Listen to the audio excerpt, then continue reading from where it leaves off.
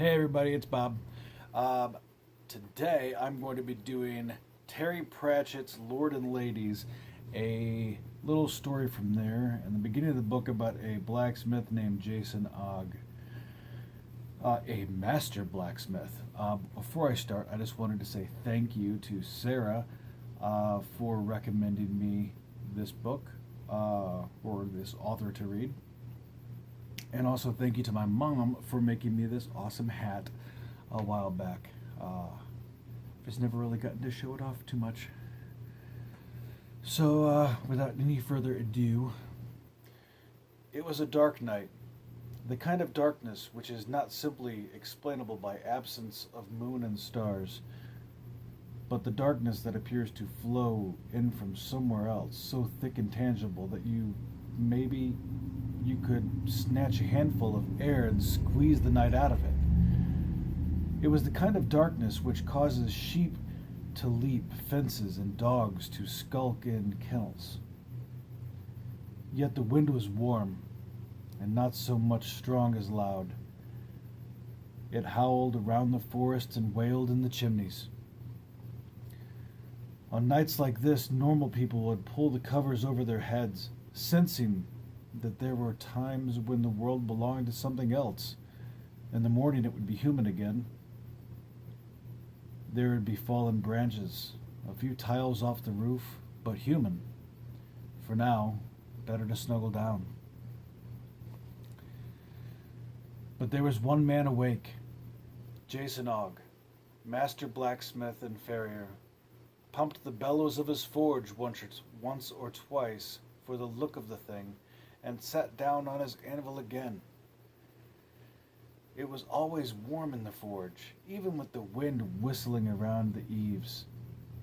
He could shoe anything, could Jason Ogg. They brought him an ant once for a joke, and he'd sat up all night with a magnifying glass and an anvil made out of a head of a pin. The ant was still around somewhere. Sometimes he could hear it clatter across the floor. But tonight, in some way, he was going to pay the rent. Of course, he owned the forge, and it had been passed down for generations. But there was more to the forge than bricks and mortar and iron. He couldn't put a name to it, but it was there. It was the difference between being a master farrier and just someone who had bent iron into uncomplicated ways for a living.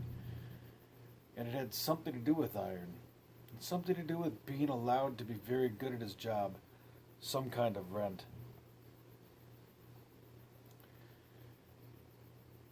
One day his dad had taken him aside and explained what he had to do on his nights like this. There'd be times, he'd said, that there'd be times. And he'd know when he'd know when they were without being told. There'd be times when someone would come with a horse to shoe.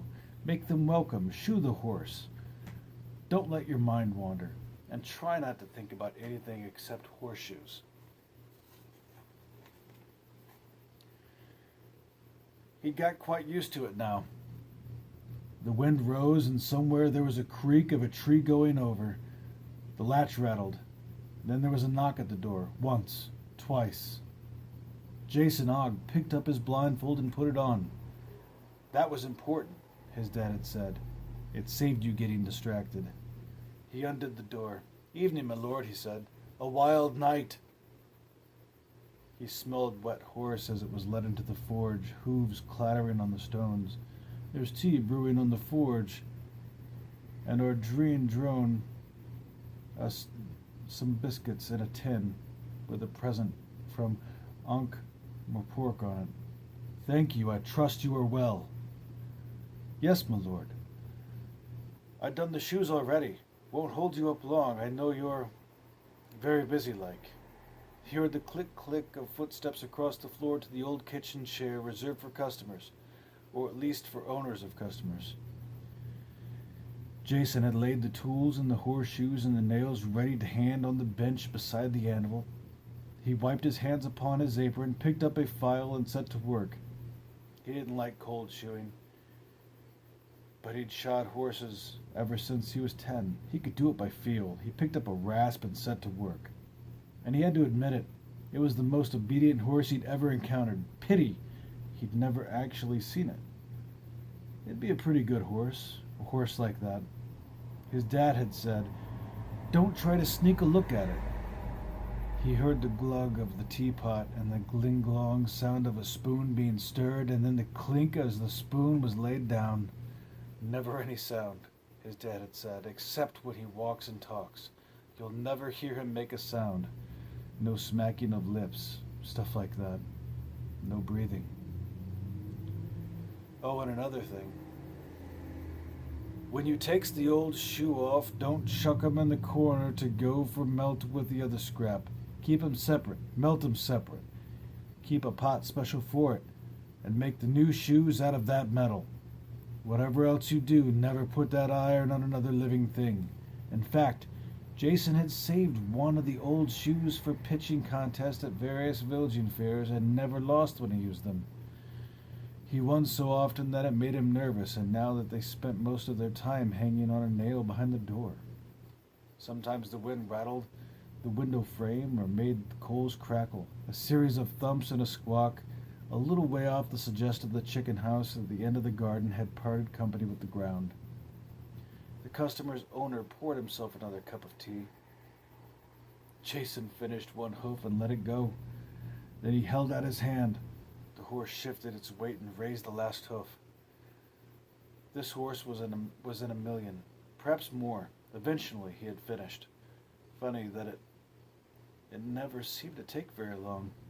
Jason had no use for a clock, but he had a suspicion that a job which took the best part of an hour was at the same time over in a matter of minutes.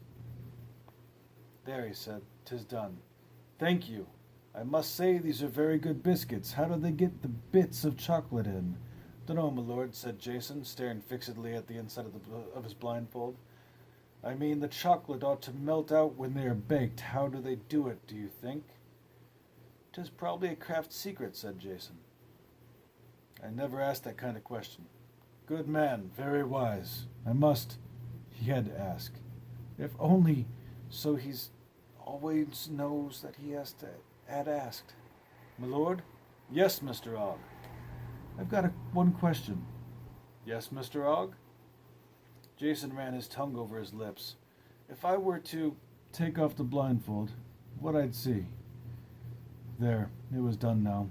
There was a clicking sound of the flagstone, and a change in the air movement which suggested to Jason that the speaker was now standing in front of him. "Are you a man of faith, Mr. Ogg?" Jason gave this some swift consideration. Lancer was not knee-deep in religions. There were 9-day wanderers and the strict Ophians, and there were various altars to small gods of one sort or another tucked away in the distant clearings. He'd never really felt the need. Just like the dwarfs, iron was iron and fire was fire. Just getting metaphysical and you were scraping your thumb on the bottom of your hammer. What do you really have faith in, right at this moment? He's inches away, Jason thought. I could reach out and touch. There was a smell. It wasn't unpleasant. It was hardly anything at all. It was the smell of air and old forgotten rooms. If centuries could smell, then old ones would smell like that. "Mr. Ogg?" Jason swallowed. "Well, my lord," he said, "right now I really believe in this blindfold." Good man, good man. And now I must be going." Jason heard the latch lift, and there was a thud as the door scraped behind, driven by the wind, and then there was the sound of hooves on the cobbles again. "Your work, as always, is superb." "Thank you, my lord. I speak as one craftsman to another." "Thank you, my lord. We will meet again." "Thank you, my lord. When next my horse needs shoeing." "Yes, my lord." Jason closed the door and bolted it, although there was probably no point when you thought about it. But that was the bargain. You shoed anything they brought to you. Anything. And the payment was that you could shoe anything. There had always been a smith in Lancer. and everyone knew the Smith and Lancer was a very powerful smith indeed. It was an ancient bargain, and it had something to do with iron. So this was a long one, right? Terry Pratchett, Lords and Ladies. I personally have never read that book. I'm going to now because I really like that little story. So thank you, Sarah, for suggesting that. I think that was a really good choice. Thank you, Mom, for making my little hat. Yeah, definitely. So find me on YouTube. Search for Bob Reads Stuff, all one word, or email me at bobreadstuff@gmail.com. Send me your suggestions. I'll read it. One thing to remember, I don't do second takes. Everything I do is first take. I don't care about making mistakes because that's me.